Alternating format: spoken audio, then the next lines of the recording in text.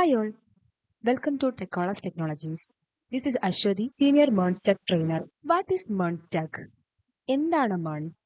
ഒരു software develop ചെയ്യാൻ use ചെയ്യുന്ന കളക്ഷൻ ഓഫ് ടെക്നോളജീസ് ആണ് MERN എന്ന് പറയുന്നത്. MERN എന്ന ഓരോ വേർഡിലെ ഓരോ ലെറ്റേഴ്സും ഓരോ ടെക്നോളജിയെയാണ് സൂചിപ്പിക്കുന്നത്. M for MongoDB, E for Express.js, R for React.js, and N Node.js. MongoDB. എന്താണ് ഈ MongoDB? NoSQL ആയിട്ടുള്ള ഡാറ്റാബേസ് ആപ്ലിക്കേഷൻ ആണ് MongoDB. സിംപ്ലി പറഞ്ഞാൽ ഡാറ്റാസ് സ്റ്റോർ ചെയ്യാനുള്ള ഒരു സ്പേസ്.